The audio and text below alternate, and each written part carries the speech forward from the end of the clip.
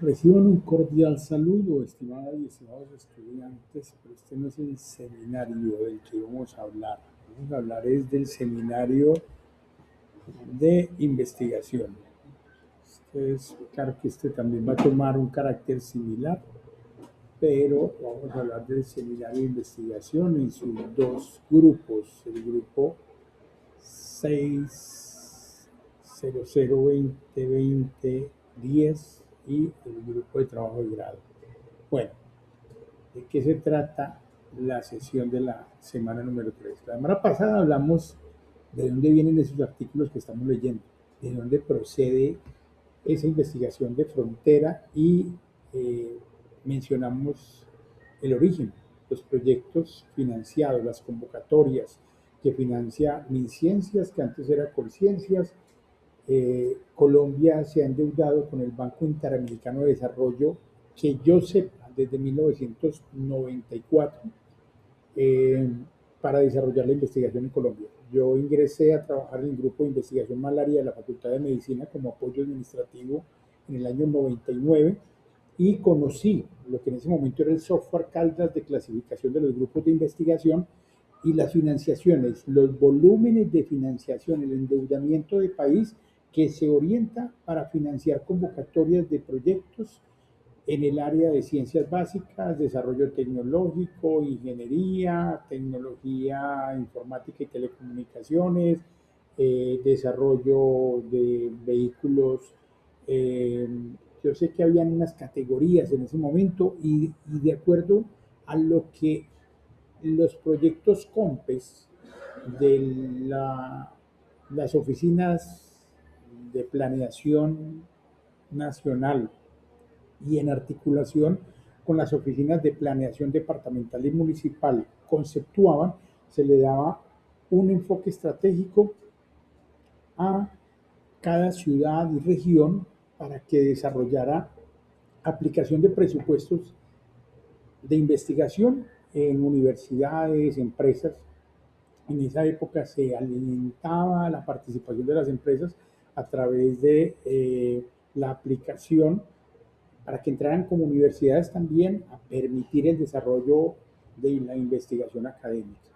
Esto es muy interesante porque permite que los países vayan construyendo una especialidad. Medellín fue juiciosa con eso.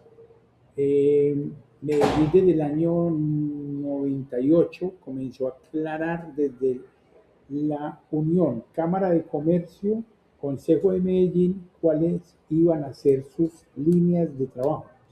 Y Medellín venía siendo una capital de la industria textil, de la industria metalmecánica y de la industria química.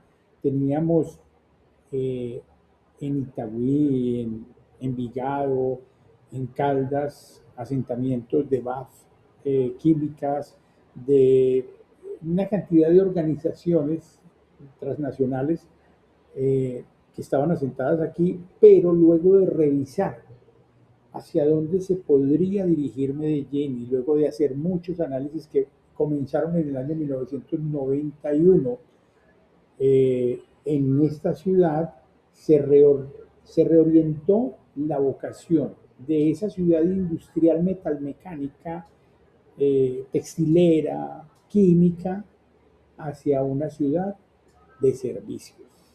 Y en el 99 ya empezaron a instalarse a través de acuerdos municipales los enfoques hacia moda y confección. O sea, a confección se le agregó moda porque confección se decía desde los estudios Monitor de Michael Porter que pagó Colombia a Estados Unidos para que le examinaran su factibilidad competitiva. Le decían, usted en confecciones no va a ser competitivo frente a los tigres asiáticos. China, Hong Kong, Taiwán, Bangladesh. Usted no va a ser competitivo por más Coltejer, Fabricato, Tejicondor, todas estas organizaciones de fibras, no, usted no va a ser competitiva. Usted tiene que orientarse hacia cosas mejores que le van a dar mayor rentabilidad, turismo, salud, Entonces el clúster de salud se fue configurando en el 99 y el clúster de turismo ya más adelante, el clúster de negocios digitales. Entonces eso creó en Medellín una orientación hacia la investigación en diferentes áreas. Pero quería comentarles que esto requiere miles de millones de pesos, de dólares invertidos, no solo en Colombia, todos los países hacen esa inversión para desarrollar su capacidad competitiva internacional. El mejor ejemplo es China. En este momento, cómo coge una ventaja en 40 años frente a los otros países que eran los aventajados. Alemania, Francia, Estados Unidos, Italia, tenía la delantera junto con Japón en todos los temas de ciencia, tecnología, de desarrollo industrial e intelectual. Y China invirtió mucho financiando proyectos de ciencia y tecnología en energías renovables, en movilidad a partir de energías alternativas y en la industria informática de telecomunicaciones, y ahí borró a todos sus competidores a partir de fomentar la investigación, de focalizarse, de quitar todo lo otro de su mira estratégica, porque estrategia es focalizarse en algo, no tirarle a todo, no creerse el fuerte en todo. Entonces, vamos a entender un poco sobre lo que son esos fundamentos epistemológicos de la investigación que dan origen a esto que hoy tenemos, a una investigación sólida y a un seminario que nos tiene que, además de llevarnos a leer educación, investigación de frontera, tenemos que entender de dónde viene. De la antigua Grecia, en parte es la historia occidental que nos explica por qué estamos hablando de investigación, de generación de nuevo conocimiento, y es que allá, en esos años donde Grecia era un referente, una potencia en poder económico, se desarrolló un pensamiento escrito, que es eso que dejó Platón, Aristóteles, Sócrates no escribió, Diógenes tampoco, pero lo referenciaron otros que escribían. Y ahí es donde la escritura toma un papel preponderante. La acumulación de nuevo conocimiento se da por la capacidad del ser humano de almacenar ese nuevo conocimiento en texto escrito, porque muchas personas que saben cosas aprenden de la vida, saben más que los demás si no dejan por escrito lo que sabían u otro escribe por ellos, se pierde ese conocimiento. Entonces, digamos que ese precursor desde Occidente, en Oriente hay otros precursores. Está Sun Tzu con el arte de la guerra y antes de él hay una cantidad de autores como Confucio que dejan también su conocimiento documentado. Y ahí es donde la humanidad entiende el poder de la burocracia. Buró, oficina o escrito, cracia, poder. La burocracia es el poder del papel escrito y la investigación se sostiene sobre ese fundamento epistemológico de acumular conocimiento a partir de lo escrito. Entonces, es entender que estos señores fueron de los primeros que cogieron ese conocimiento, esa concepción, más allá que sabiduría, esa comprensión del mundo y la pusieron en papelitos y se la pasaron a otros y otros cogieron más papelitos y se la pasaron a otros. Porque si ustedes se ponen a mirar, que por aquí también encontramos allí al señor del Pitágoras, son personas que en ese momento escribían y el triángulo de Pitágoras, todo lo que es ese triángulo rectángulo y el concepto de cateto opuesto, hipotenusa, cateto adyacente, las reglas que surgen de ese triángulo rectángulo se escribían en la arena, en la arena. Esa era la forma de escribir. Cuando llegan otros y los ponen en papel, empezamos a acumular nuevo conocimiento para que sobre hombros de gigantes otros construyan nuevo conocimiento y vean a lo que llegamos. Conocimiento tan interesante que se refleja en un lente que me permite ver después de los 50 años, en un mecanismo que me permite comunicarme con personas que no están aquí al lado. Este es el resultado de esas acumulaciones de nuevo conocimiento. Y ese nuevo conocimiento se empieza a convertir en una disciplina, en una institución que en su momento se llamó la academia, el gimnasio, el liceo, donde estos señores se sentaban a dialogar con otros y a partir de dos metodologías construían esos nuevos conocimientos, que eran la dialéctica y la mayéutica.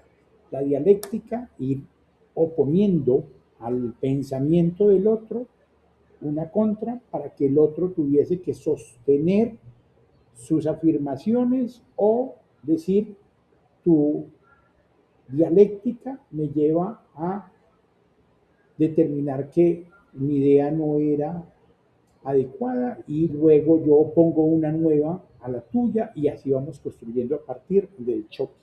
La dialéctica es contradicción y el mundo se mueve de acuerdo a algunos de ellos por contradicciones. Sócrates era parte de la expresión mayéutica, pero también nos deja los elementos básicos de la dialéctica. La mayéutica es aprender a partir de preguntas. Cada vez que surja una afirmación de verdad, usted dice, a partir de una pregunta, un planteamiento que lleve a ampliar esa generalización. Y con eso se sostiene o no se sostiene eso. Entonces, en lugar de hacer oposición dialéctica, hace mayéutica, hace una pregunta que ramifica las posibilidades de esta afirmación, de esta hipótesis, porque por lo general lo que se planteaban era hipótesis. Y cuando dialécticamente se lograban sostener y mayéuticamente se lograban sostener, se convertía en una tesis, en una verdad, en una verdad. Entonces, el fundamento es someter en la academia, en el gimnasio, en el liceo, que hoy en día es el ITM, la Universidad Nacional, la Universidad de Antioquia, la Universidad de AFID, la Universidad de Medellín, la EIA, son academias, gimnasios, liceos donde nos entrenamos, donde hacemos además de deporte físico, hacemos deporte intelectual, dialogar con otro que piensa distinto, y entender a partir de preguntas si se sostiene en esa afirmación o a partir de oposiciones si logra mantener su punto de vista, es esa construcción de nuevo conocimiento. Y cuando queda escrita, se integra ese pensamiento en afirmaciones que se convierten en ciencia. Eso es parte de esa historia, de ese fundamento epistemológico que luego entra pues en oscurantismos, en la Edad Media, en la atrofia de las religiones, de los imperios, de las guerras, del poder, pero que subyace, que se mantiene, que logra coexistir en medio de tanta creencia en divinidades que nunca han podido ser demostradas, en mundos más allá de lo real que se utilizan para disfrazar la ambición de seres humanos, pero la filosofía y la ciencia quietas se han mantenido ahí, se han mantenido ahí. Así es como vemos que, señores, antes de Descartes, eh, casi que fueron asesinados y algunos asesinados. Ahí está Copérnico, la iglesia lo condenó, lo amenazó, casi lo matan. Está también, después de Copérnico, una descendencia de libre pensadores que desafiaban la iglesia católica en su momento, que luego tuvo que ceder y hoy en día incorpora la ciencia como posibilidad. Y Descartes plantea los fundamentos concretos que reúnen a esos amenazados anteriores de él, hasta el mismo Newton, aunque era muy católico, eh, pero Descartes compila en la duda razonable y en la duda metódica la posibilidad que le da apertura no solo al concepto de plano cartesiano de la ciencia, plano cartesiano de la filosofía del conocimiento, sino ese desafío a las creencias religiosas de cualquier tipo, no solamente las derivaciones evangelistas de la Iglesia Católica, sino es un planteamiento fuerte frente a que lo que debe prevalecer es la duda razonable y los mecanismos metódicos para hallar soluciones a esas hipótesis y a esos planteamientos de verdad que dan origen a un desarrollo. Miren que de aquí hasta aquí hay 1000, 2000 años, 1500, 1800, casi 2000 años entre estos señores y este señor, para poder la humanidad medio sacar los ojos del lodo. Y eso no nos pasó solamente a nosotros en Occidente, pasó en Oriente también. También las religiones, otra forma de conceptualizar la realidad a partir de la creencia y sobreponer la creencia sobre lo fáctico, sobre los hechos reales. Pero tuvimos que ir despertando. La pendejada se me fue quitando y ya llegamos a Bacon, a Newton, a Kant, a Marx, a Hegel y a muchos otros escritores que cogen el concepto de verdad científica y le van dando definiciones. Los conceptos de ciencias físicas, matemáticas, sociales, biológicas, humanas, etcétera, y van entendiendo, clasificando y concretando dentro de esas ciencias avances escritos.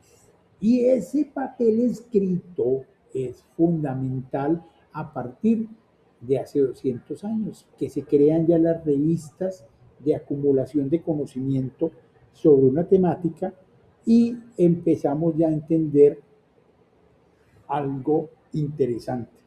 La ciencia no se crea para buscar verdades.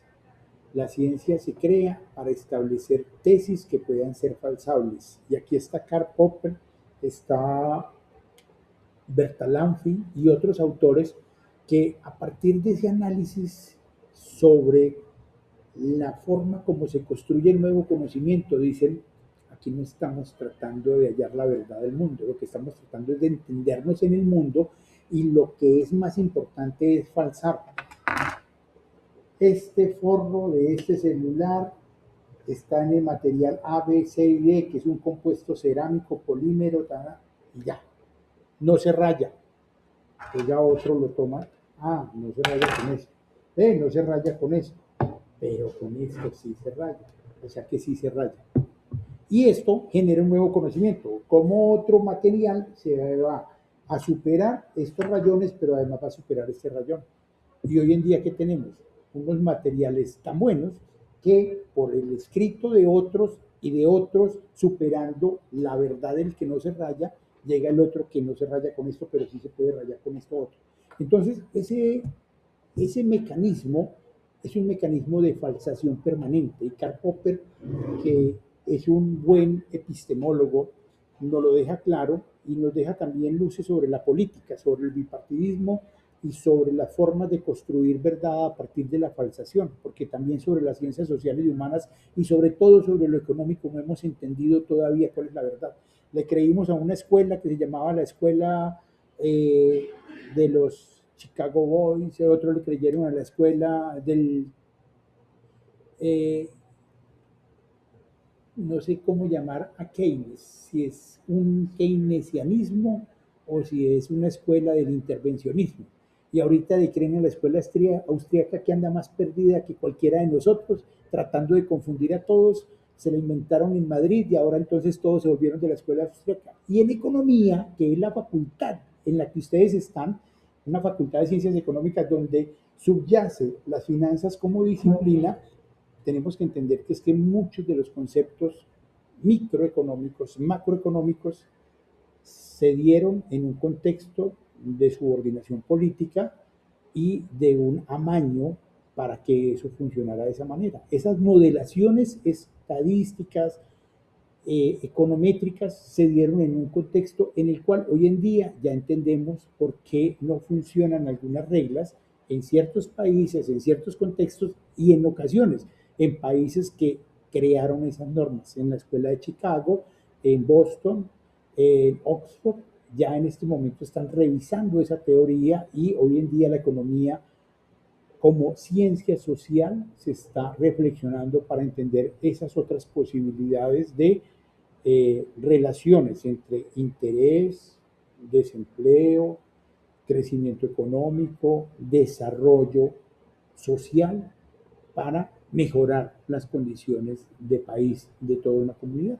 Y ustedes están en la Facultad de Ciencias Económicas, entonces entramos ya a un último autor que se llama Paul Feyerabend y él dice, hoy en día no hay fundamento epistemológico que resista en la ciencia, todo se vale. Hoy en día la gente ni siquiera está falsando las hipótesis para poder plantear tesis.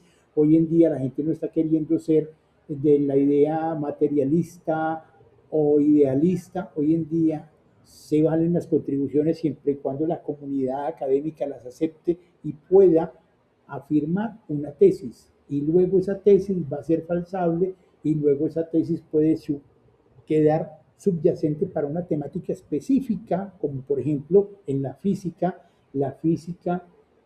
cuántica, que es diferente con principios a la física gravitacional. Son dos físicas, no hay leyes que logren abarcar las dos y tenemos que dejar unas tesis para un campo específico de la física que es el micro y unas leyes diferentes para el campo macro, que es el gravitacional. Y hay otras leyes newtonianas para la física clásica que funciona aquí sobre el planeta Tierra, pero que no va a funcionar en Saturno. Si vamos a llevar una base de personas para Marte o para otro planeta, va a darse un cambio en los parámetros y por lo tanto requiere también entenderse de otra manera los asuntos de gravedad y calcularse de otra forma otro tipo de aspectos físicos como la radiación, temperatura, etcétera, en esos contextos. Entonces, habla Feyerabend de lo que sería el eclecticismo científico, es decir, que de todo eso que desde hace 2500 años nos venimos nutriendo y probablemente hace mucho más porque también los sumerios hacían ciencia a través de escritura cuneiforme y los egipcios la hacían a través de cierto tipo de escritura jeroglífica, pero también de otra manera grafos, lo mismo que culturas precolombinas como toltecas, olmecas, aztecas, que dejaron escritos muy interesantes sobre su conocimiento. Hoy en día recibimos esto para tener una anarquía científica. Tenemos un cuerpo de conocimiento ahí en Science Direct o en Scopus o en alguna base de datos de estas, donde ustedes notan que hay estudios de todo tipo. Todo estudio tiene hipótesis. Primer asunto que se han dado cuenta revisando las metodologías, los planteamientos del problema. Hay estudios que están orientados directamente a la verificación, no a la falsación a partir de las hipótesis. Eso ya es un cambio entre lo que plantea Popper y lo que planteaba de pronto Descartes.